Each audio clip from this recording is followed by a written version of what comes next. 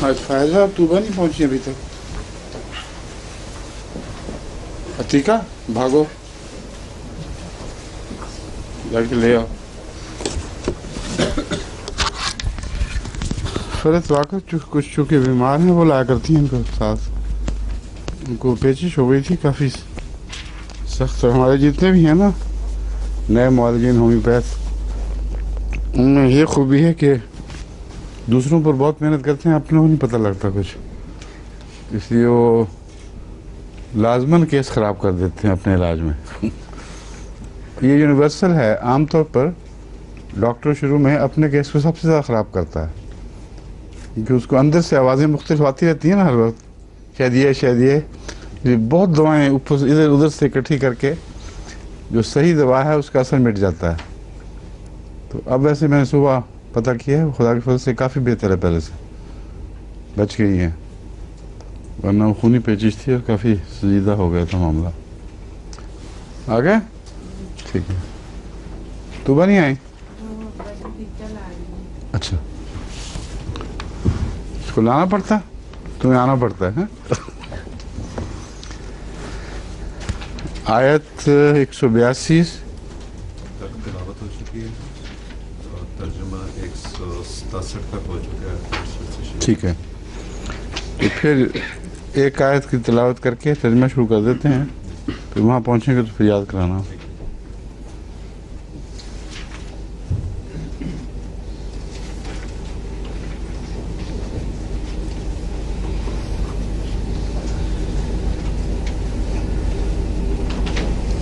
वही ताज़ाना से शुरू करना है तर्जुमा आज, हैं?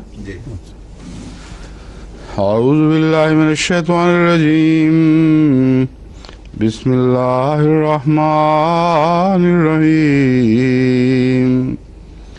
व इज़ ताज़्ज़ना रब्बुका लयबअसन अलैहिम इला यौमिल क़ियामति मन यसूमुहुम सूअल अज़ाब इन्न रब्बका लसरीउल इक़ाब व इन्नहु लग़फ़ूरुर रहीम। और जब तेरे रब ने ये ऐलान नियाम फरमाया, लयबअसन्ना अलैहिम इला यौमिल क़ियामत, अब ऐलान आम का लफ्ज़ ताज़ना से निकलता है, मगर यहाँ ग़ालिबन मौके पर आम की ज़रूरत नहीं है। सिर्फ़ इन मानों में ऐलान आम का लफ्ज़ मैंने इस्तेमाल किया है कि इसका असर तमाम दुनिया पर बराबर होगा। ये किसी ख़ास मखसूस जगह से ताल्लुक़ रखने वाला ऐलान नहीं था। जब इस पर अमल होगा तो सारी दुनिया में इसकी गूंज पहुँचेगी, ये मुराद है ऐलान आम से। वइज़ ताज़्ज़ना रब्बुका, जब तेरे रब ने ऐलान फरमाया, ये ऐलान आम फरमाया, लयबअसन्ना अलैहिम इला यौमिल क़ियामत, कि वो ज़रूर उन पर क़यामत के दिन तक ऐसे लोग मुसल्लत फरमाता रहेगा, मैं यसूमुहुम, जो उन्हें पहुँचाएंगे सूअल अज़ाब, बहुत ही दर्दनाक या बुरा अज़ाब, ज़िल्लत, दर्दनाक नहीं बल्कि ज़िल्लत आमीज़ और बुरा अज़ाब। इन यहूद जो बिगड़ गए थे, जिनके मुतल्लिक ये फरमाया गया कुलना लहुम कूनू क़िरदतन ख़ासिईन, उनकी बात हो रही है। और जो ज़लील बंदर हो जाएं अपनी फितरत में, उनके ताल्लुक़ में ये ऐलान है, वरना सब यहूदियों के यकसां बद होने का ज़िक्र नहीं है। मैं यसूमुहुम सूअल अज़ाब इन्न रब्बका लसरीउल इक़ाब, यकीनन तेरा रब पकड़ में बहुत तेज़ है। व इन्नहु लग़फ़ूरुर रहीम, और यकीनन वो बहुत बख्शने वाला और बार बार रहम फरमाने वाला है। इस इजहार में कोई ताज्जुब की बात है या कोई हल तलब मामला दिखाई देता है, या आपको साफ समझ आ गई ये बात की? अतीका, वापस भी आ गई तुम? जी। फिर ऊपर कहती मैंने नहीं आना है? आज वो नहीं आ रही। अच्छा, फिर बताएं। फिर فائدہ ایک بات تو یہ ہے کہ قیامت تک ان پر ایسے لوگ مسلط ہوتے رہیں گے جو ان کو بہت ہی ذلت آمیز یا سخت سزا دیتے رہیں گے، عذاب دیتے رہیں گے۔ ان ربک لسریع العقاب، تیرا رب بہت ہی تیز ہے پکڑ میں، یہ پکڑ میں بہت تیز ہے۔ وَإِنَّهُ لَغَفُورٌ رَحِيمٌ، اور وہ بہت بخشنے والا اور بار بار رحم فرمانے والا ہے۔ ان کا کیا آپس میں جوڑ ہے، اور اگر کوئی بات کھٹکتی ہے کہ اس کو حل ہونا چاہیے تو کیا ہے؟ بس بہت تیز عذاب ہے، پکڑنے والا ہے، اور ساتھ ہی عذاب ہے کہ بہت رحم کرنے والا اور وہ ہے۔ ہاں، اور ایک طرف یہ بھی ہے کہ قیامت تک جی پکڑ ہوتی رہے گی، اس میں تیزی کہاں سے آ گئی پھر؟ جو پکڑ قیامت تک رہے وہ تیز پکڑ تو نہیں ہے نا، وہ تو بہت ہی دھیمی اور جاری پکڑ ہے۔ اور دوسری طرف غفور الرحیم کن معنوں میں کہ وہ پکڑ ختم ہی نہیں ہو رہی، جو قیامت تک عذاب چلے گا، اور ساتھ بہت بخشنے والا اور بار بار رحم فرمانے والا ہے۔ یہ ہے غور طلب معاملہ، اور اس کا حل آگے بھی قرآن کریم کی آیات میں واضح طور پر فرما دیا گیا ہے، لیکن مختصر یہاں سمجھنا چاہیے۔ اول یہ کہ سریع العقاب میں تیزی سے پکڑ کر کے اس کو بات کو مکمل کر دینا نہیں ہے۔ عقاب میں تیزی سے مراد یہ ہے کہ جب اس کی پکڑ آتی ہے، پکڑ کا وقت آتا ہے، اس سے کوئی نکل نہیں سکتا۔ ایک سریع العقاب کا معنی عام طور پر جو سمجھا جاتا ہے جو غلط ہے، یعنی عام خدا تعالیٰ کی سنت کے مطابق ہر جگہ صادق نہیں آتا، بلکہ اکثر جگہ صادق نہیں آتا۔ ادھر گناہ کیا، ادھر پکڑ لیا، ادھر غلطی ہوئی، ادھر فوراً پکڑا۔ اگر غلطی ہوتے ہی فوراً پکڑ لیا جائے تو پھر بخشش کا کوئی امکان باقی نہیں رہتا، اور بار بار رحم کرنے کا بھی کوئی سوال ہی پیدا نہیں ہوتا۔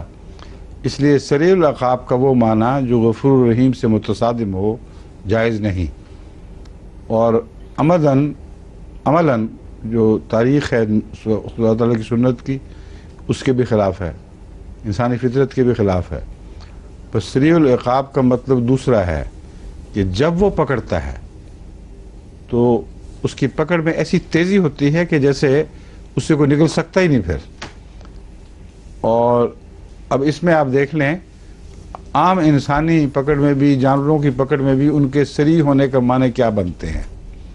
ایک شیر گھات میں رہتا ہے اور صبر سے بیٹھا رہتا ہے، اس کے سریع ہونے کا یہ مطلب نہیں کہ جہاں کوئی گلہ دکھائی دیا وہیں اس نے چھلانگ لگا دی۔ ایسے وقت تک ضرور گھات میں بیٹھا رہتا ہے جب وہ سمجھتا ہے کہ اب میری پکڑ سے نکل نہیں سکتا۔ چیتے درختوں پر لٹکے رہتے ہیں، جانور سارے جنگل میں گھات میں ہیں، ان سے غلطی ہو تو نہیں پکڑ سکتے، مگر خدا تو غلطی سے پاک ہے۔ اس لیے سریع العقاب کا ایک نظارہ انسانی حیوانی زندگی میں ملتا ہے۔ جب وہ فیصلہ کرتے ہیں کہ اب ہماری پکڑ میں آ گیا ہے، تب جو ان کی لپک ہے، جو ایک دم تیزی اور غیر معمولی ایک جلال کے ساتھ وہ حملہ ہوتا ہے، ان کے سریع العقاب ہونے کا مظہر ہے۔ اور خدا تعالیٰ کا سریع العقاب یہی کے معنی یہی ہیں کہ جب وہ فیصلہ کرتا ہے پھر اس پکڑ سے کسی قیمت وہ نکل نہیں سکتے، پھر وہ ان کے بن جائے قبضہ قدرت میں آئے ہوئے ہیں، گویا کہ کوئی فاصلہ ہی نہیں ہے پکڑ اور ان کے درمیان۔ یہ مراد ہے سریع العقاب کا کے معنی ہیں۔ اور دوسری بات ہے یسومہم سوء العذاب الی یوم القیامہ، قیامت کے دن تک برا عذاب ان کو دیتے رہیں گے۔ اس کے بعد غفور الرحیم کا پھر کیا مطلب ہے؟ غفور الرحیم ہونے کی وجہ ہی سے ان کو قیامت تک مواقع ملتے رہیں گے کہ جس نے توبہ کرنی ہے اب بھی کر لے، جس نے توبہ کرنی ہے اب بھی کر لے۔ یعنی قیامت کے دن تک یہ قوم کلیتاً مردود نہیں ہوگی کہ اس قوم کے دن بالکل لکھے گئے اور ان میں کوئی اب نیک پیدا نہیں ہو سکتا۔ ایسی صورت میں پھر سریع العقاب حضرت نوح کے طوفان کی صورت میں اپنا جلوہ دکھاتا ہے۔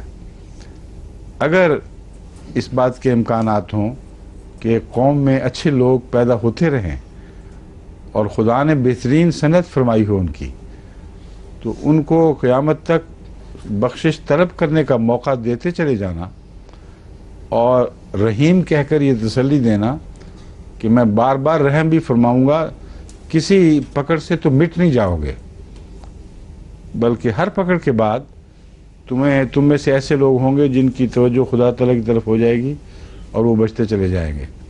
اس لیے یہ اس مضمون میں اس آیت کو سمجھیں تو کوئی تضاد یا کوئی الجھن باقی نہیں رہتے۔ اب یہود کی تاریخ میں دیکھ لیں جو عذاب آئے ہیں۔ ہاں ایک اور اس کی پیشگوئی کا جو رنگ ہے وہ حیرت انگیز ہے۔ کبھی دنیا میں جب سے انسان بنا ہے، انسانی تاریخ میں یہ واقعہ نہیں ہوا کہ کسی ایک معین قوم کو پے در پے انسانیوں کے ذریعے عذاب پہنچایا گیا ہو، اور ایک دفعہ واقعہ نہ ہو، بار بار ہوتا رہے تاریخ میں۔ یہ حیرت انگیز ثبوت ہے قرآن کریم کی صداقت کا اور عالم الغیب خدا کا آن حضرت صلی اللہ علیہ وسلم کو بتانا اس سے ثابت ہے، ورنہ از خود رسول اللہ صلی اللہ علیہ وسلم اس زمانے میں یہ بات سوچ ہی نہیں سکتے تھے کہ خدا نے یہ فیصلہ کیا قیامت تک انسانوں کو ان پر مسلط کرتا رہے گا۔ اب دیکھیں جب یہ ہٹلر نے مظالم کیے ہیں تو انسان ہی تھے، اور وہاں بھی اس کی پکڑ میں آئے ہوئے پھر ایسے قابو آئے ہیں کہ یہود کہتے ہیں 6 ملین یہود وہاں مارے گئے ہیں، 60 لاکھ، بہت بڑی تعداد ہے۔ اس میں مبالغہ بھی جتنا مرضی داخل کر لیں، اگر 1 ملین بھی ہوں تو بہت بڑی تعداد ہے جو عذاب دے کے مارے گئے ہیں۔ وَقَطَّعْنَاهُمْ فِي الْأَرْضِ أُمَمًا، اور ہم نے ان کو زمین میں مختلف گروہوں میں بانٹ دیا، قوم قوم کر دیا۔ مثلا یہودی الاصل لوگ پٹھان بھی ہیں، اور ان کے پٹھان ہونے میں اور یہودی ہونے میں، مذہباً یہودی ہونے میں کوئی بھی فرق دکھائی نہیں دیتا۔ وہاں سب سے بڑی طاقتور جو کمپنیاں ہیں، ایک مرسیڈیز کی مالک وہ خاندان یہودی ہے، جو سارا کاروبار کرتے ہیں اس کا سمگلنگ کا پاکستان میں، وہ یہودی کمپنی کے ہاتھ میں ہے۔ اور بھی وہاں کے جتنے مالی وسائل ہیں، تجارتیں، یہ جو باڑے کی تجارت تھی، اب پتہ نہیں ہے کہ نہیں، مگر وہ 100% یہودی خاندان کی ملکیت تھی، اور اس طرح وہ پاکستان کے زر مبادلہ سے بھی کھیلتے رہے ہیں اور افغانستان کی طاقت کے سرچشمے پر قائم رہے، فائز رہے ہیں۔ بس دیکھنے میں وہ بالکل پٹھان ہیں، کوئی بھی فرق نہیں لگتا، اور مسلمان پٹھان اور یہودی پٹھان میں دیکھنے میں کوئی فرق نہیں، بلکہ جو ان میں سے دیہڑی والے ہیں وہ تو بالکل نہیں پہچانے جاتے۔ اسی طرح ان کا حال ہے جرمنا، اس کا رشین یہودیوں کا 100% رشینز ہیں، یہاں تک کہ جو اس کے حبشہ کے یہودی ہیں وہ رنگ باوجود اس کے کہ الگ قوم تھی مگر حبشی لگتے ہیں، اور وقت کے لمبے عرصے میں وہاں رہنے کے نتیجے میں رفتہ رفتہ ان کی شکلیں بھی، رنگ بھی بدل گئے اور شکلیں بھی حبشیوں والی، مگر یہودی فیچرز موجود ہیں۔ وہ خاص ناک اور خاص جو یہودی تیکھے نقوش کی پہچان ہے وہ اس میں ملتی ہے۔ تو ہم نے ان کو مختلف امتوں میں تبدیل کر دیا اور ساری زمین پہ پھیلا دیا۔ کوئی دنیا کے ایسا خطہ نہیں جہاں یہودی قوم مقامی وہیں کے باشندوں کے طور پر نہ ملتی ہو۔ ابھی حال ہی میں ہندوستان کی طرف سے بھی بہت مطالبے ہوئے کہ ہمارے یہاں جو یہودی ہیں ان کو بھی لے جاؤ یہاں سے، اور وہاں بہت بڑی تعداد میں یہودی بننے کے شوق میں تاکہ اسرائیل چلے جائیں بڑے دعوے دار پیدا ہو گئے کہ ہم بھی یہودی الاصل ہیں، مگر جھوٹے دعوے دار تو ہوں گے، اصل میں واقعتاً یہودی الاصل ہندو نہیں ہندوستانی موجود ہیں، تو یہ امم میں تبدیل کر دیا، ساری زمین پہ پھیلا دیا. یہ بھی ایک عالم الغیب خدا کا کلام ہے. منہم، اب یہ ہے جو خوبصورتی کے لحاظ سے ایک بہت ہی زیادہ چمک دمک دکھانے والی آیت ہے. منہم الصالحون ومنہم دون ذالک. قرآن کریم سے زیادہ وسیع حوصلہ کتاب دنیا میں کہیں نہیں. یہود کو لعنتیں بھی ڈالیں یہود پر، ان کو مسخ شدہ بندر بھی کہہ دیا، ان کے اندر یہ بھی فرمایا کہ ان کے اوپر مسلط کیے جائیں گے ایسے ظالم لوگ جو دردناک اور یا ذلت آمیز عذاب پہنچائیں گے. مگر اس حق کو تسلیم کیا گیا ہے کہ ان میں اچھے لوگ ہیں، اور قیامت تک ان میں صالحون کا موجود ہونا غفور الرحیم کے مضمون پر روشنی ڈالتا ہے. یہ اقرار جب کر لیا گیا کہ قیامت تک ان میں صالحون ہیں، تو اس کے نتیجے میں لازم تھا کہ غفور الرحیم خدا ان ابتلاؤں میں سے ان کو بچا کے نکال لے، اور وقتاً فوقتاً ان کی چھانٹی ہوتی رہے، اور جو اچھے لوگ ہیں ان کو موقع ملتا رہے کہ وہ پھر خدا کی طرف لوٹ جائیں. وہ بلوناہم بالحسنات والسیئات، اور ہم نے ان کو چھوڑا نہیں جو اچھے لوگ تھے. آزمائشوں کے ذریعے اچھی حالتوں اور بری حالتوں میں ان کو آزمایا. حسنات اور سیئات سے یہاں حالتیں مراد ہیں. جیسے ہم کہتے ہیں اچھے دن اور برے دن، تو ان کو اچھی حالتوں یعنی خوشحالی وغیرہ اور امن کے ذریعے بھی، طاقت کے حالات میں بھی، وہ سیئات اور سخت دنوں کی صورت میں یعنی سوء العذاب کے دوران بھی. لعلہم یرجعون، مقصد محض عذاب دینا نہیں تھا، بلکہ چونکہ ان میں ہمیشہ نیک لوگوں نے پیدا ہوتے رہنا ہے، اس لیے ان کو بچا کر واپس خدا کی طرف لوٹانے کے لیے یہ ایک جاری تقدیر بنا دی گئی ہے.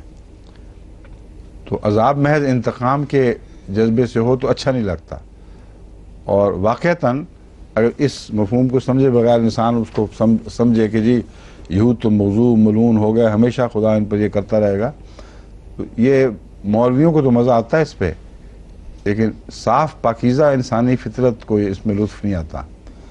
لیکن اس مضمون کے ساتھ لطف آتا ہے کہ جو اتنا موقع پانے کے باوجود پھر وہ ذلیل حرکتوں سے باز نہ آئیں، وہ سزا کے ضرور مستحق رہیں گے. اور جو ان میں سے نیک لوگ ہیں ان کا حق رہے گا کہ اس سزا کے نتیجے میں بجائے رسوا ہو کر مٹ جانے کے نئی زندگی پا جائیں. تو ایک بہت عظیم شان حکمت ہے جس کے نتیجے میں یہ تقدیر جاری کی گئی ہے. فخلف من بعدهم خلف ورثوا الکتاب یاخذون عرض هذا الادنی ویقولون سیغفر لنا. فخلف من بعدهم خلف، ان کے بعد ان کی جگہ لینے کے لیے، خلف من بعدهم وارث ہوئے، خلف ایسے وارث، یہ ترجمہ لفظاً بنتا ہے. تو خلفہ کا معنی ان کی، خلف من بعدهم ان کے بعد ان کی جگہ پر، خلف ایسے وارث جانشین ہوئے. ورث الکتابہ، جنہوں نے کتاب ورثے میں پائی. یاخذون عرض هذا الادنی، وہ اس دنیا کے اموال اور دنیا کے فوائد چاہتے تھے. وَيَقُولُونَ سَيُغْفَرُ لَنَا، اور جہاں تک ان کی بدیاں تھیں اس سے متعلق یہ کہا کرتے تھے ہمیں بخشی دیا جائے گا، کوئی فرق نہیں پڑتا. وَإِن يَأْتِهِمْ عَرَضٌ مِثْلُهُ يَأْخُذُوهُ، اور اگر ان کے پاس اسی قسم کا دنیا کا مال آتا تھا تو اسے لے لیتے تھے. عرض مثلہ سے مراد عرض حاضر ادنا ہے، یعنی ایسا مال جو رفتوں کے برعکس ہو، جو ذلت کی طرف لوٹانے والا ہو، جس مال میں خیر نہ ہو بلکہ شر زیادہ ہو، مادہ پرستی زیادہ ہو، اس مال کی طرف کا اشارہ کرتے ہوئے فرمایا عرض حاضر ادنا، یعنی دنیا نہیں فرمایا، حاضر ادنا کہہ کر اس مال کے حقیر اور ذلیل اور مائل بہ دنیا ہونے کا اظہار فرما دیا گیا. دوسری جگہ عرض مثلہ میں بتایا اس قسم کے مال کو یہ شوق سے قبول کرتے ہیں. अलम युखज़ अलैहिम मीसाक़ुल किताब, क्या उन पर किताब का ये अहद नहीं लिया गया था, यानी उनसे, उन पर लिया गया का मतलब है उन पर उस अहद को गवाह नहीं बना दिया गया। अला का माना यहाँ गवाह, अहद के गवाह ठहरने की तरफ इशारा करता है। अला का लफ्ज़ अलम युखज़ अलैहिम, क्या उन पर ऐसा मिसाक नहीं लिया, उनसे ऐसा मिसाक नहीं लिया गया, अलैहिम जो उन पर गवाह था, और किताब गवाह, वो मिसाक कहाँ था, मिसाकुल किताब है, वो उनकी किताब में यानी इलाही किताब में मुंदरज था। क्या अहद था, अल्ला यक़ूलू अल्लाह इल्लल हक़्क़ा, कि वो खुदा पर कभी भी हक़ के सिवा कोई बात नहीं करेंगे, कोई बात खुदा की तरफ मंसूब नहीं करेंगे सिवाय हक़ के। व दरसू माफ़ी है, और वो जो कुछ उस किताब में है पढ़ चुके हैं उसे। क्या वो पढ़ नहीं चुके थे, यानी जो सवाल है ये जारी है। अलम युखज़ के ताबे है ये भी, क्या उनसे किताब में दर्ज अहद उन पर गवाह नहीं ले लिया गया था, और क्या ये दुरुस्त नहीं है कि वो गवाह, वो ये था सवाल ना, वो अहद कि वो अल्लाह पर हक़ के सिवा कुछ न कहेंगे। वह दरसू माफ़ी है, और क्या ये दुरुस्त नहीं कि वो इसे पढ़ चुके थे अच्छी तरह, यानी दुरुस्त है। वह दारुल आखिरत खैरुल लिल्लज़ीना यत्तक़ून, और आखिरत का घर या नेक अंजाम, दारुल आखिरत से मुराद नेक अंजाम है, या वो अंजाम जो बिल आखिर खुदा ताला की मग़फ़िरत की सूरत में मरने के बाद ज़ाहिर होगा। खैरुल लिल्लज़ीना यत्तक़ून, बेहतर है उन लोगों के लिए जो तक़वा इख्तियार करते हैं। अफ़ला ताक़िलून, बस क्या तुम अक़ल नहीं करते। वल्लज़ीना युमस्सिकूना बिल किताबे व अक़ामुस्सलात, और वो लोग जो किताब को मजबूती से पकड़े हुए हैं, पकड़े रहते हैं या पकड़े रहे, व अक़ामुस्सलाता, और उन्होंने नमाज को कायम किया। इन्ना ला नुज़ीउ अज्रल मुस्लिहीन, हम मुस्लिहीन के अजर को ज़ाया नहीं करेंगे। और मिन्हु सालिहून का जो लफ्ज़ था उससे ये लफ्ज़ मुस्लिहून बांध रहा है इस मज़मून को। और ये मसला भी हल हो जाता है कि क्यों अल्लाह ताला ने यहूदियों के ज़िक्र में भी फरमाया कि जो ईमान लाएंगे, तक़वा इख्तियार करेंगे, आखिरत पर ईमान रखेंगे, नेक अमल करेंगे, उनका अजर ज़ाया नहीं होगा। ये जो बहसें हैं कि वो रसूलुल्लाह सल्लल्लाहु अलैहि वसल्लम को नहीं मानेंगे, ये क्यों ज़िक्र नहीं है कि मानेंगे, ये तफसीली बहसें इनके बारीक पहलुओं को मद्देनज़र रखते हुए पहले कर चुका हूँ, यहाँ उसका दोहराने का मौका नहीं है।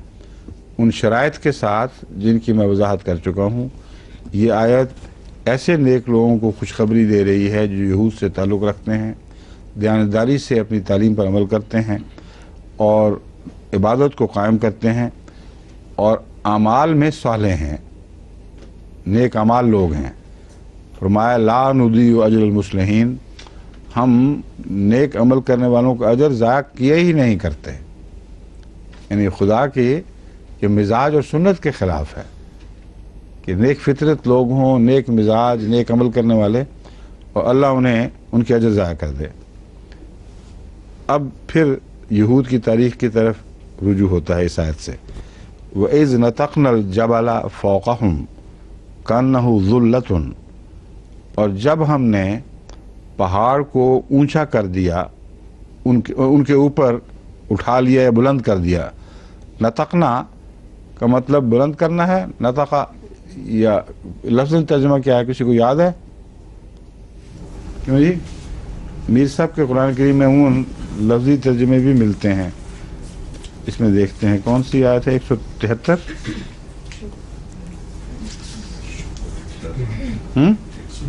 172। अच्छा जी,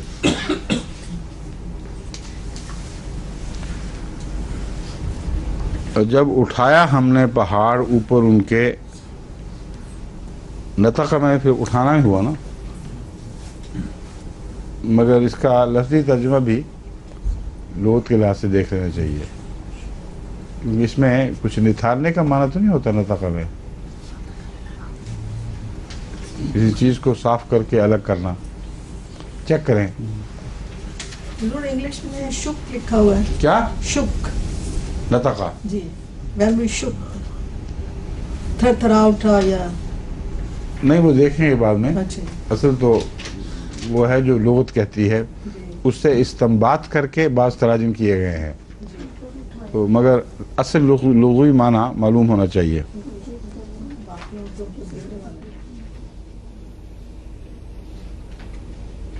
हाँ जी, मतलब जब फ़ौक़हुम उनके ऊपर बुलंद कर दिया, कान्नहु ज़ुल्लतुन गोया कि वो एक साहिबान था, वज़न्नु अन्नहु वाक़िउन बिहिम और उन्होंने ये गुमान किया कि ये उन पर गिरने वाला है।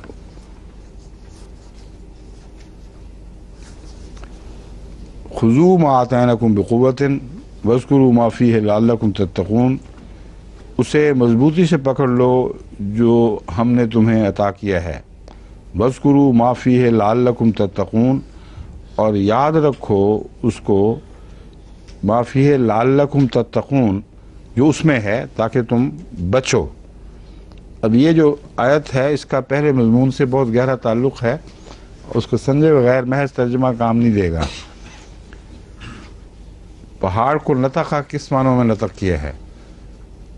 बाज़ लोगों का ये ख्याल है और बहुत से मुफ़स्सिरीन ये लिखते हैं कि पहाड़ को उखेड़ कर उनके सिरों पर लाके खड़ा कर दिया था और वो डर गए और कांप उठे और समझे कि बस अब हम गए, पहाड़ अभी ऊपर से नीचे गिरेगा। और एक है नतक़नल जबला, पहाड़ को इस तरह ऊंचा किया जिससे बहुत अजीम पहाड़ों में बाज़ चट्टानें इतनी दूर तक आगे बढ़ी होती हैं कि उनके साए से पूरे काफ़िले गुजर सकते हैं, और वो चट्टान जो अपनी अज़मत पर जबरूत में ऐसी दिखाई दे, उसके नीचे से गुजरते वक्त वाकई दहशत होती है कि अब आई कि आई, अब ऊपर गिर गई।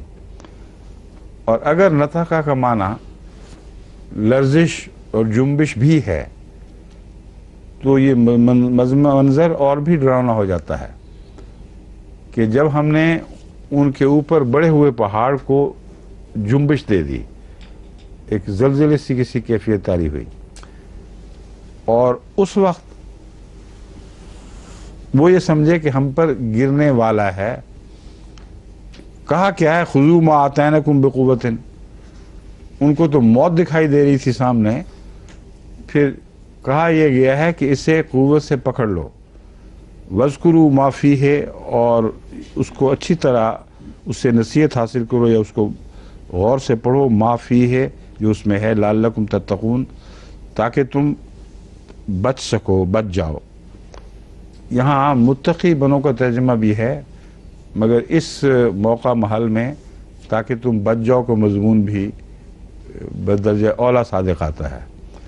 मैं इससे मतलब समझता हूँ कि जो मुस्तक़बिल के मुतल्लिक़ इनका फ़ैसला था, खुदा ताला का फ़ैसला था कि इन पर हमेशा एक अज़ाब लटका रहेगा जो किसी वक्त भी उन पर वाक़या हो सकता है। ये इस मंज़र में पेशगोई मौजूद है कि पहाड़ के ऐसे दौर से गुज़रे जहाँ वो मालूम होता था जैसे अभी ऊपर आ पड़ेगा। और अगर जुम्बिश के माने किए जाएं, जैसा कि अंग्रेज़ी में भी मौजूद है, या और माना देख लिया जाए, तो वो बाज़ दफ़ा ऐसे पहाड़ ज़लज़लों की सूरत में गिर भी पड़ते हैं। तो उनसे बचने का क्या तरीका ये बताया गया है। वो समझते थे कि अब वाक़या होने वाला है, खुदा ने बचने का तरीका सिखा दिया। खुज़ू मा आतैनकुम बिक़ुव्वतिन, जो हमने तुम्हें दिया उसे मजबूती से पकड़ लो तो ये पहाड़ तुम पर नहीं गिरेगा। वज़कुरू मा फ़ीहि, और याद रखो उसको और उसका जिक्र करते रहो जो उसमें है, लअल्लकुम तत्तक़ून, ताकि इस मुसल्लत ख़तरे से तुम बच सको। बस जब भी यहूद पर यह पहाड़ वाक़या होगा, यानी अज़ाब, उसकी तस्वीर इस आयत में खींची गई है। किस तरह होगा, कब होगा? जब वो कलाम इलाही को छोड़ेंगे और फिर उन गंदी हरकतों की तरफ लौटेंगे जो पहले किया करते थे, वो मज़ालिम शुरू कर देंगे, तो फिर लर्जिश होगी, पहाड़ पे जलजिला आएगा। और जलजिला और जंगें दरअसल एक ही तस्वीर के दो नाम हैं। बस बैद नहीं कि इसका मतलब ये हो कि फिर पेशगोई में यानी ये मुराद हो कि फिर ऐसी जंगें होंगी जिनके नतीजे में जो हुकूमतें तुम्हारे पे साया फिगन थीं वही हुकूमतें तुम पे टूट पड़ेंगी, और उनके साए से बचने की बजाय, उससे प्रोटेक्शन हासिल करने की बजाय उन्हीं के इताब के नीचे आ जाओगे और वो तुम्हें गिर कर पारा पारा कर देंगी। लेकिन नेकों के लिए बचने का इसमें वादा मौजूद है, वो ज़रूर बचा लिए जाएंगे। इसलिए जो लोग बच के निकले हैं, अगर उनके इंटरव्यूज़ सुने तो बसा औकात मैं हैरान होता हूँ देखकर कि उसमें उनकी नेकियों का जिक्र मिलता है। और कई बूढ़ी औरतें ऐसी हैं जिन्होंने खुद वो वाक़यात देखे हैं, किस तरह वो बचीं, उनके बच्चे बचाए गए। और आप गौर से दोबारा अगर कभी प्रोग्राम हो सुन के देख लें, उसमें वाज़े तौर पर उनकी नेकियों का जिक्र मौजूद है। वो खुदा खौफ रखने वाले फैन लोग थे, नेक दिल थे, हमदर्द थे, और अल्लाह ताला ने उनको बचा लिया। बस तफसीली तौर पर तो हम साबित नहीं करते, यानी कर सकते, मगर नमूनतन इसे मिसाल के तौर पर इन बातों को पेश किया जा सकता है। वइज़ अख़ज़ रब्बुका मिन बनी आदम मिन ज़ुहूरिहिम ज़ुर्रियतहुम व अशहदहुम अला अनफुसिहिम अलस्तु बिरब्बिकुम क़ालू बला। ये भी तिलावत तो नहीं ना हुई इसकी? हाँ, हो गई। अच्छा, अब ये चलता है काफ़ी भी, ठीक है, पूरा रुकू है। और जब तेरे रब ने बनी आदम से यानी उनकी पुश्तों से आने वाली नस्लों से अहद लिया, ये है मफहूम जो बहुत काबिल तवज्जो है। क्या अहद था पहले ये बता दूं। अशहदहुम अला अनफुसिहिम, और उन्हें खुद उन पर गवाह बना दिया, वो अपनी ज़ात पर खुद गवाह बन गए। अलस्तु बिरब्बिकुम, क्या मैं तुम्हारा रब नहीं हूँ? क़ालू बला, उन्होंने कहा क्यों नहीं, शहिदना, हम गवाह हैं। अन तक़ूलू, ये इसलिए किया, अन तक़ूलू यौमल क़ियामत इन्ना कुन्ना अन हाज़ा गाफ़िलीन, कि वो क़यामत के दिन ये ना कह सकें कि हम तो इस बारे में बिल्कुल गफलत की हालत में थे, हमें पता ही नहीं कि कोई ऐसा वाक़या हुआ है कि खुदा है या कोई अहद। ये कहते हैं, अल्लाह ताला फरमाता है कि हमने इसलिए ऐसा किया। इस ज़िमन में अक्सर जो तस्वीर खींची जाती है इस वाक़या की, वो ये है कि आलम लाहूत कहते हैं, जब अभी कुछ बना ही ना हो, जब अभी कुछ भी नहीं था, जो भी आलम था, उस आलम में जब खुदा ने इरादा किया कि बनी नौ इंसान को पैदा करे, तो उनकी रूहों को पकड़ा जो आने वाली रूहें थीं, और उनसे ये अहद लिया गोया कि रूहें पहले पैदा कर दी गई थीं और वो जिस्म जिनमें उन रूहों को दाखिल किया जाना था वो बाद में आई हैं। ऐसी कोई ख़बर कुरान करीम में मौजूद नहीं है कि रूहें जिस्मों से पहले पैदा की गई हों, बल्कि नफ़ख़ रूह जिस्म के बनने के बाद क़तई तौर पर कुरान करीम से साबित है, इसमें कोई इस्तिस्ना नहीं।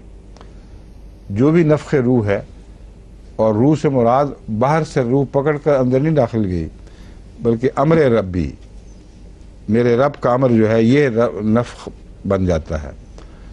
कुल रूह में अमर रब्बी, इसकी तरफ इशारा है मेरा। मोहम्मद रसूलुल्लाह सल्लल्लाहु अलैहि वसल्लम को फरमाया कि तू कह दे कि रूह तो मेरे रब के हुक्म का नाम है, उसके अहकामात में से एक किस्म है, जब वो कुन कहता है तो रूह बन जाती है। तो इसलिए उसका भी कोई सवाल नहीं कि रूहें इकट्ठी हुई हो कहीं। और ये मंजर ही बड़ा गैर तबी और सुन्नतुल्लाह के ख़िलाफ़ दिखाई देता है। बस इसका तर्जमा समझना ज़रूरी है कि क्या तर्जमा है। मिन बनी आदमा मिन ज़ुहूरिहिम, ये बदल हैं एक दूसरे के।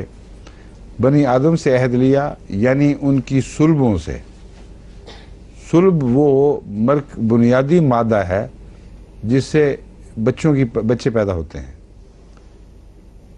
ذریتہم عہد لیا گیا ہے ان کی ان نسلوں سے جو پیدا نہیں ہوئیں لیکن ان کا خمیر صلب میں موجود ہے. اور قیامت تک پیدا ہونے والی نسلیں جو اس صلب کے خمیر سے اٹھیں گی ان میں سے ہر نسل سے یہ عہد لیا جائے گا.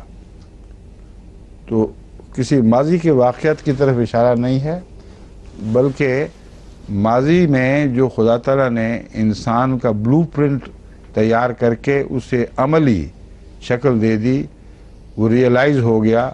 انسانی فطرت جن کروموسومز میں جن کیریکٹرز میں وہ لکھی گئی ہے اس کے اندر یہ عہد لکھا گیا ہے. اس لیے سابقہ نسلیں نہیں بلکہ اس وقت سے لے کر آئندہ تمام نسلیں اس عہد پر گواہ ٹھہریں گی، کیونکہ جب بھی پیدا ہوں گی اس صلب سے پیدا ہوں گی جس صلب میں یہ بات رقم ہے. اور اس لیے اس کا یونیورسل ہونا بھی ثابت ہے اور قیامت تک ہونا بھی ثابت ہے. تو اگلی آیت اس کو مزید تقویت دیتی. اس آیت کا اگلا حصہ ان تقولوا یوم القیامت انا کنا عن ھذا غافلین. قیامت کے دن جتنے بھی پیدا ہو چکے ہوں گے،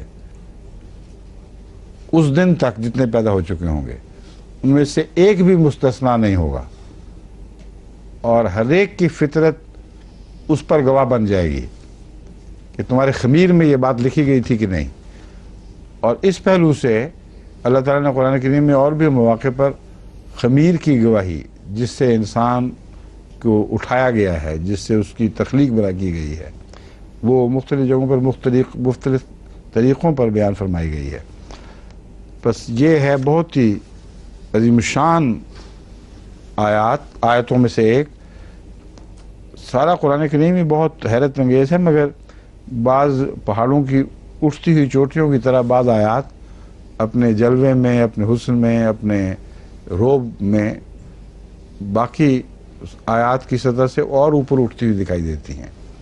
یہ بھی ان میں سے ہے جو یہ بتا رہی ہے کہ انسانی سرشت میں اللہ تعالیٰ نے یہ بات لکھ دی تھی اور الستو بربکم ہر فطرت کے اوپر ہر فطرت میں تحریر شدہ ہے. ایک رب کی تلاش موجود ہے اور جو صحیح فطرت ہے وہ اگر غور کرے گی تو جواب یہی پائے گی، بلا کیوں نہیں.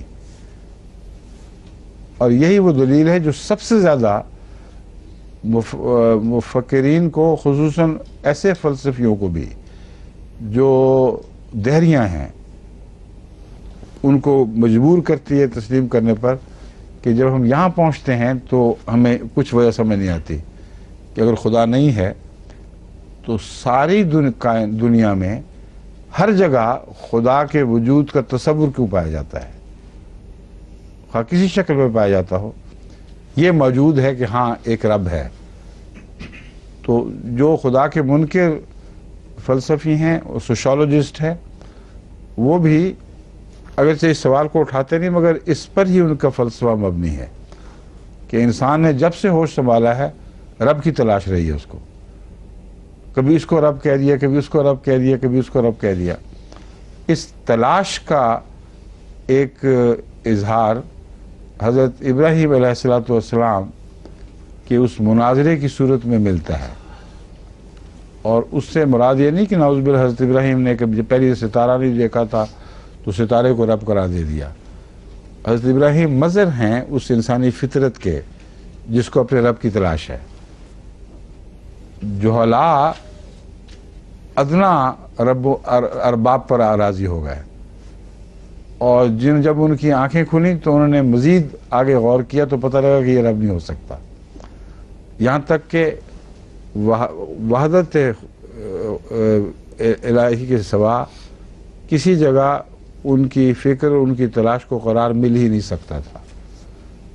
اس لیے لازماً فطرت انسانی کا سفر الستو بربکم کے جواب یعنی بلا کی طرف رہا ہے اور ہمیشہ رہے گا. بس یہ اس کی عالمی حیثیت جو ہے یہ فلسفیوں کو مجبور کر دیتی ہے کہ وہ غور کریں کیوں ہے اور دہریہ ہونے کے باوجود اس دلیل کا غلبہ وہ محسوس کرتے ہیں. وہ ان کی فطرت بھی بلا کہہ رہی ہے مگر وہ اس آواز کو سنتے نہیں ہیں، مگر بے اختیار نکل آتی ہے وہ آواز. ان تقولوا یوم القیامت اس لیے ہے کہ قیامت تک تم میں سے کوئی ایک بھی ایسا نہیں ہو سکے گا جو کہہ دے کہ ہاں مجھ تک کی آواز نہیں پہنچی تھی. اس لیے چاہے مشرک ہو چاہے دہریہ ہو جو بھی ہے وہ سب ایسے ہیں جن کی فطرت ان پر گواہ بن جائے گی. او تقولوا انما اشرکوا آباؤنا من قبل. اب بتائیں اس مکالمہ سے پہلے جو آبا نے شرک کیا ہے اس کو وہ کوٹ کریں گے تو کیسے ہو سکتا ہے کہ اس شرک سے پہلے یہ مکالمہ ہوا ہو. یہاں جو موقع ہے وہ یہ ہے کہ وہ اس گفت و شنید سے پہلے کے شرک کو بھی اپنے حق میں گواہ نہیں بنا سکیں گے، کیونکہ یہ واقعہ الست بربکم کا بعض ایسے لوگوں سے بھی ہوگا جن کے آباء و اجداد مشرک تھے، اور ان کے آباء و اجداد کا مشرک ہونا ان کو دلیل مہیا نہیں کر سکے گا، کیونکہ ان کے بعد وہ پیدا ہوئے اور ان پر پھر یہی عہد ثبت تھا، یہی اقرار ثبت تھا، یہ گواہی ثبت تھی. الست بربکم، کیا میں تمہارا رب نہیں ہوں؟ قالوا بلا، انہوں نے کہا کیوں نہیں، شہدنا، ہم گواہ ہو جاتے ہیں. تو یہ ایک جاری رہنے والا عہد ہے، کوئی ماضی قدیم کا انسانی تخلیق سے پہلے کا عہد نہیں ہے.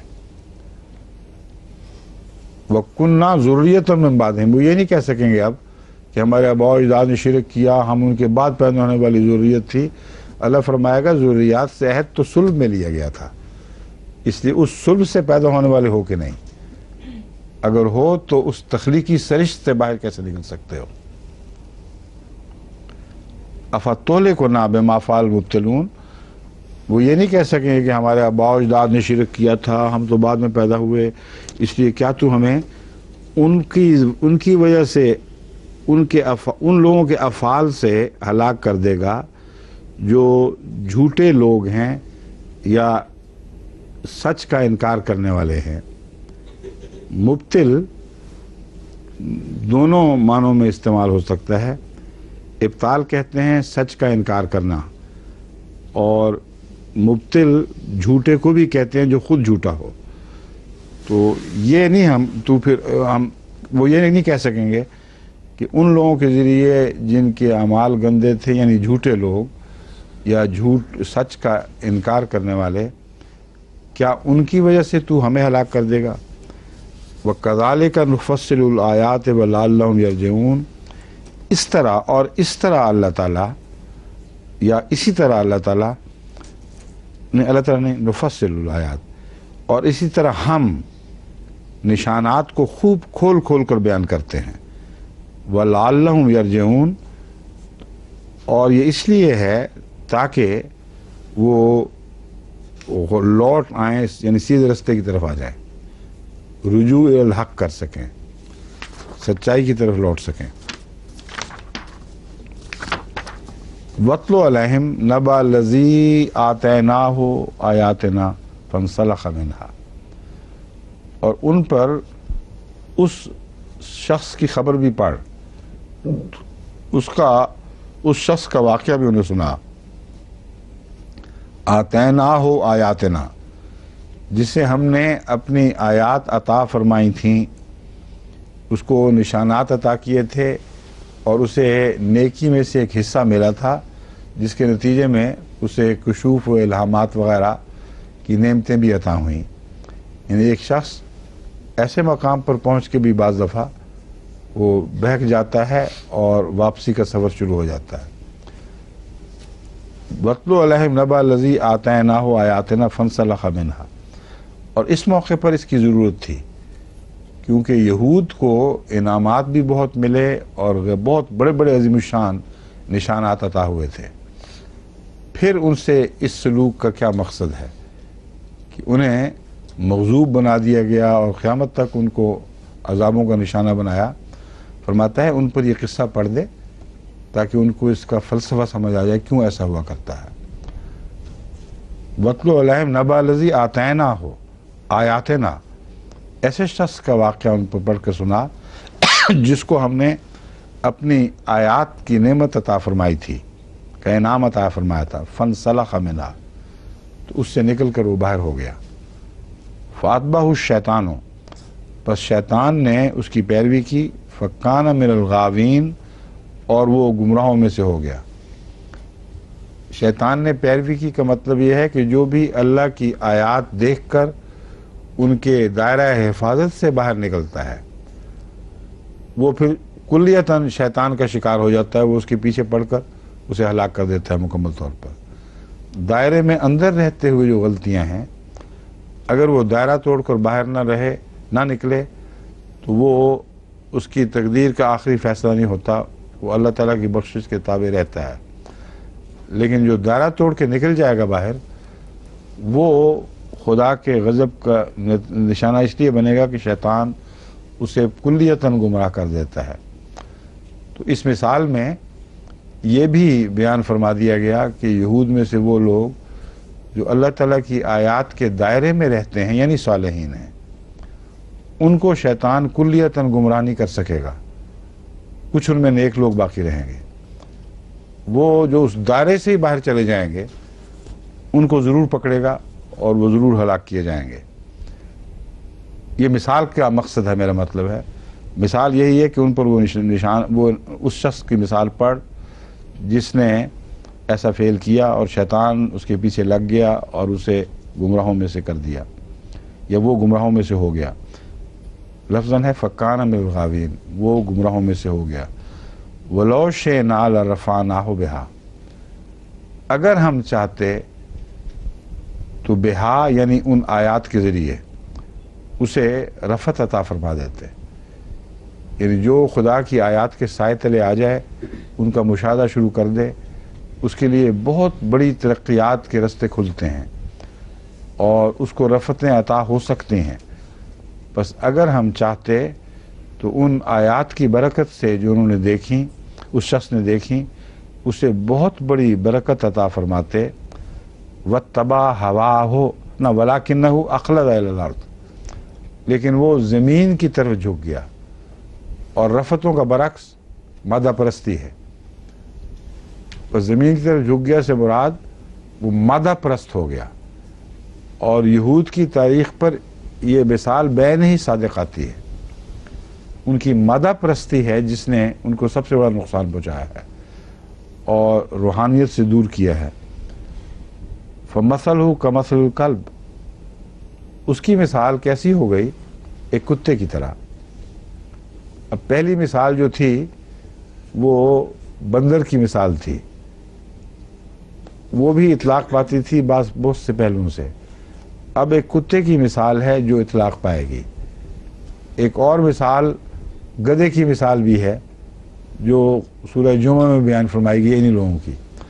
تو ایک مثال سے مراد نہیں کہ کلیتاً ونعوذ باللہ من ذالک، خدا کا یہ مطلب ہے کہ بالکل بندر ہو گئے، بالکل گدھے ہو گئے یا بالکل کتے ہو گئے۔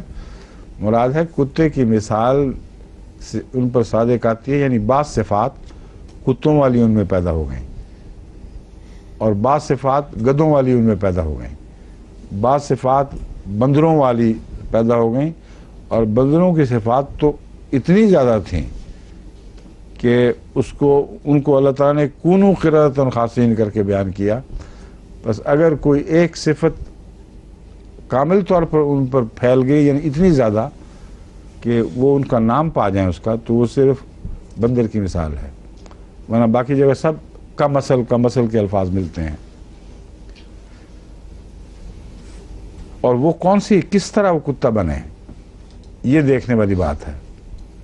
ان تعمل علیہ یلہث او تترکہ یلہث، تو خواہ ان پر پتھر اٹھانے میں پہل کرتے ہوئے ان کو غصہ دلائے یا موقع دے کہ وہ ریٹیلیٹ کریں، یہ مراد ہے، یا ان کو اپنے حال پر رہنے دے۔ دونوں صورتوں میں انہوں نے بدنیتی سے حملہ کرنے کی خاطر تمہارے پیچھے پڑنا ہی پڑنا ہے۔ یہ ایسے کتے کی مثال ہے جو کسی غیر کا کتا ہو اور اس کے پاس سے جب آپ گزریں تو وہ آتا ہے دوڑتا ہوا اور بھونکتا ہے، پھر واپس دوڑ جاتا ہے، پھر واپس آتا ہے، پھر واپس دوڑ جاتا ہے، اور اس طرح یلحس کی کیفیت طاری ہو جاتی ہے۔ یلحس کا مطلب ہے زبان لٹکی ہوئی ہو باہر اور سانس چڑھا ہو، اور دوڑتے دوڑتے منہ خشک ہو جائے، زبان لٹک جائے، اور اس کو پنجابی میں ہفنا کہتے ہیں، وہ بالکل نڈھال ہو جائے وہ دوڑ دوڑ کر، یہ اس نے کرنا ہی کرنا ہے۔ اب واقعہ یہ ہے کہ جو کتے ایسے پیچھے پڑتے ہیں ان پر جب روڑا اٹھائیں تو وہ تھوڑی دیر کے لیے بھاگ جاتے ہیں، یا روڑا اٹھائیں اور نہ نیت ہو تو بعض دفعہ اس کی وجہ سے بھی حملہ کرتے ہیں، مگر بعض کتے ایسے ہیں جنہوں نے حملہ کرنا ہی کرنا ہے۔ بس کتے کی ایک عالمی فطرت کا مضمون نہیں ہے، کیونکہ بہت سے کتے ایسے بھی ہیں جن پر اگر روڑا نہ اٹھاؤ تو وہ حملہ نہیں کرتے۔ تو فرمایا یہ وہ ہیں، ان پر ایسے کتوں کی مثال صادق آتی ہے جن پر خواہ تم پہل کرو یا نہ کرو ان کو غصہ دلانے میں، انہوں نے بہرحال تم پر حملے کرنے ہیں، اور مسلسل کوشش میں مصروف رہتے رہتے یہ خود نڈھال ہوتے رہیں گے، لیکن ان کوششوں سے باز نہیں آئیں گے۔ ذالک مثل القوم الذین کذبوا بآیاتنا، وہ جو آیات کا ذکر چل رہا تھا کہ اس سے باہر آ گئے، یہ مثال ان میں سے صرف ان لوگوں کی ہے جنہوں نے آیات کو جھٹلا دیا ہے، جنہوں نے آیات سے اپنا تعلق قائم رکھا ہے، ان کو نہیں کہا جا رہا۔ یہ تفریق بھی خدا تعالیٰ ساتھ ساتھ کرتا چلا جاتا ہے۔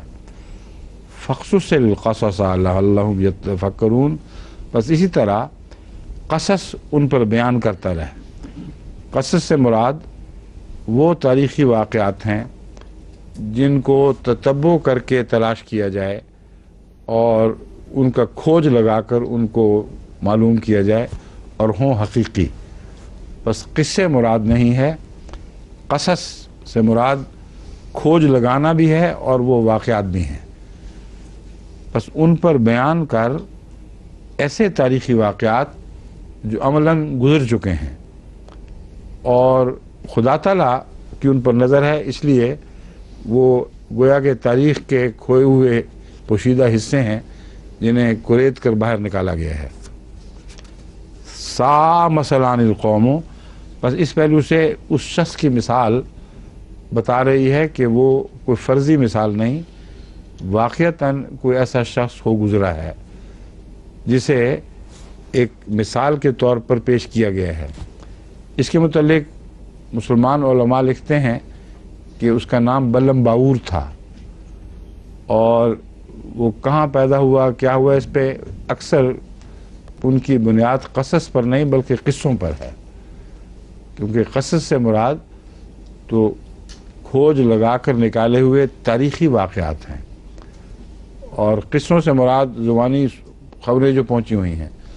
اس لیے احمدی علماء کو بلم باور پر یا جو بھی اس کا نام تھا اس پر تحقیق کرنی چاہیے۔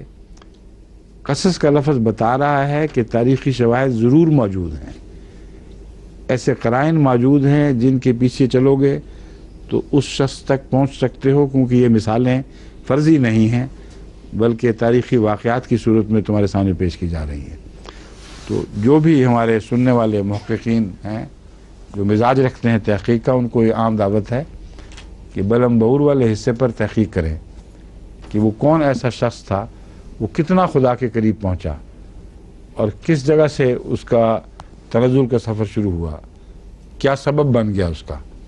ایسے واقعات روزمرہ تو ملتے ہیں، حضرت مسیح علیہ السلام کے زمانے میں ملتے ہیں۔ بعض صاحب کشف لوگ بھی جب ٹھوکر کھا گئے تو پھر تنزل کا رستہ اختیار کر گئے۔ تو یہ عام مثال تو روزمرہ پیدا ہوتی جاتی ہے، ہو رہی ہے، لیکن ایک واقعہ سے ضرور شروع ہوئی ہے۔ اس کا آغاز کسی ایک شخص سے وابستہ ہے، اس تک پہنچنے کی کوشش کرنی چاہیے۔ یعنی اس تک پہنچنے کا مطلب یہ نہیں کہ اس کو اپنانے کی نعوذ باللہ من ذالک، اس کا پن پوائنٹ کریں کہ وہ کون بد نصیب تھا اور کن حالات میں اس کو ٹھوکر لگی۔ सा मसलानिल कौमुल लज़ीना कज़्ज़बू बिआयातिना व अनफुसहुम कानू यज़लिमून। बहुत ही बुरी मसलानिल कौम, मसलन है असल में मसलानिल कौम, लेकिन मसलन को चूँकि अलिफ के साथ लिखा जाता है इसलिए पढ़ने में मसलानिल पढ़ते हैं लोग। क्यों जी, ये दुरुस्त है पढ़ना या मसलानिल कौम पढ़ना चाहिए? हैं? मसलानिल कौम। मैं इसलिए कह रहा हूँ कि कई पढ़ने वालों को मैंने मसलानिल कौम पढ़ा है। अगर मसला पढ़ेंगे तो दो मिसालें बन जाएंगी। इसलिए अलिफ से कारियों को धोखा लग जाता है, बाज़ को जिनको अरबी ग्रामर से वाक़फियत नहीं। लिखने में मसला लगेगा और ऊपर से तनवीन उड़ाकर नून की सूरत में अल कौम के नीचे डाल दी है।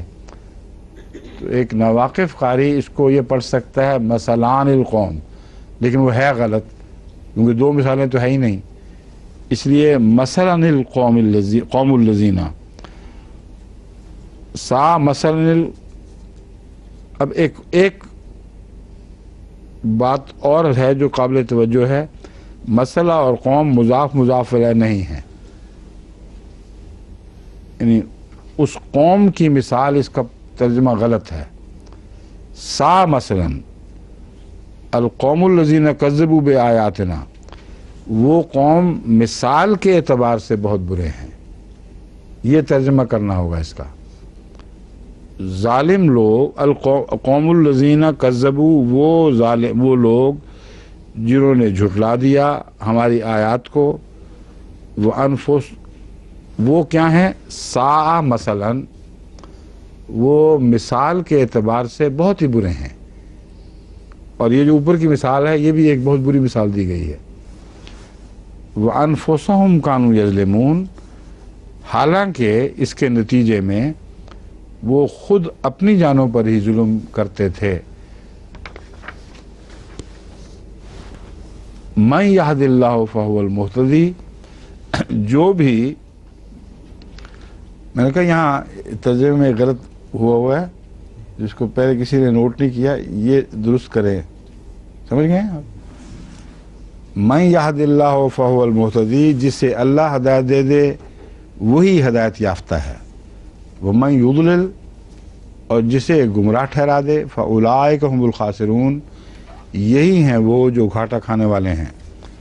वलक़द ज़राना लिजहन्नम कसीरम मिनल जिन्न वल इंस, और हमने ज़राना लिजहन्नमा, ज़रा कहते हैं बीज बोना या खेती उगाना, तो ज़राना लिजहन्नमा, हमने जहन्नम के लिए परवरिश दी थी गोया के। यानी ऐसे लोगों को जिन्होंने जहन्नम का ईंधन बनना था, उनको जब तक वो जहन्नम के अहल होने के लिए तैयार नहीं हुए, उस वक्त तक उनको जहन्नम में नहीं डाला गया।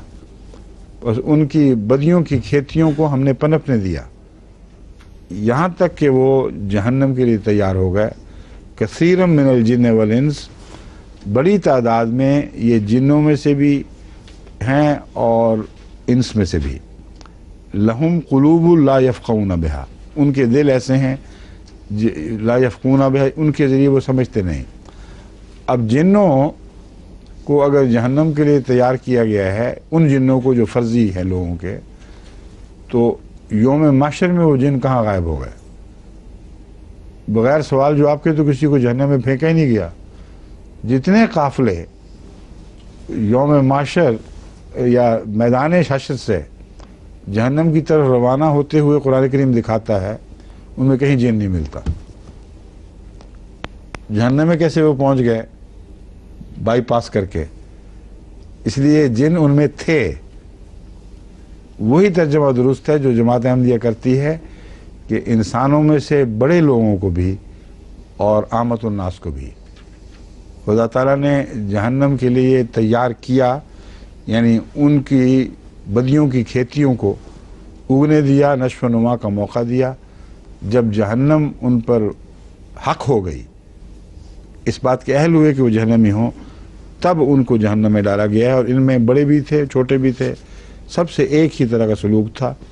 और जिन्नों के कुलूब नहीं हुआ करते उस तरह जिस तरह इंसान के हैं। लहुम कुलूबुल ला यफ़क़हून बिहा, उनके ऐसे दिल थे जिनसे वो समझते नहीं थे। वलहुम आयुन ला युबसिरून बिहा, और उनकी ऐसी आँखें थीं जिनसे वो देखते नहीं थे। वलहुम आज़ान ला यस्मऊन बिहा, और उनके ऐसे कान थे जिनसे वो सुनते नहीं थे। उलाइका कल अनाम, ये लोग तो चौपायों की तरह हैं। बल हुम अदल, बल्कि उनसे भी ज़्यादा भटके हुए। उलाइका हुमुल गाफिलून, यही वो लोग हैं जो गफलत की हालत में ज़िंदगी बसर कर रहे हैं। चौपाए भी अपने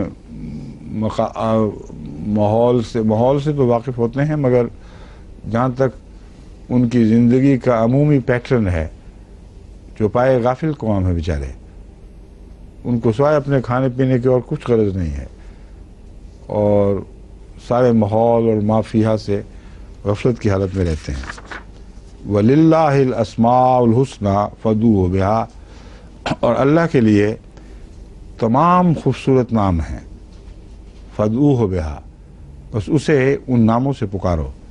वज़रुल लज़ीन युल्हिदून फ़ी अस्माइही, और उन लोगों को छोड़ दो जो उसके नामों में कजी से काम लेते हैं, इल्हाद करते हैं, यानी उन नामों के बारे में कजरवी इख्तियार करते हैं। सयुज़ौन मा कानू यामलून, वो ज़रूर जज़ा दिए जाएंगे उसकी जो वो किया करते थे। यहाँ तक ख़त्म हो गया ना? अच्छा, व मिम्मन खलक़ना उम्मतुन यादून बिल हक़्क़ि व बिही यादिलून, और जो भी हमने मखलूक पैदा की है, उम्मतुन यादून बिल हक़्क़ि, ऐसी उम्मत, एक ऐसी उम्मत भी है, यादून बिल हक़्क़ि, जो हक़ की हदायत देते हैं, व बिही यादिलून, और हक़ के साथ इंसाफ करते हैं। हक़ की, इसके मतलब पहले मैं बात कर चुका हूँ, हक़ के साथ इंसाफ करते हैं का मतलब है जब वो तराजू तोलते हैं तो फैसला हक़ के साथ करते हैं, डंडी नहीं मारते इस मामले में। बाकी इंशाल्लाह कल कहते हैं वक्त हो गया जी, दोनों मुठियाँ बंद, ठीक है। कल से नई तिलावत और नया तर्जुमा, ठीक है।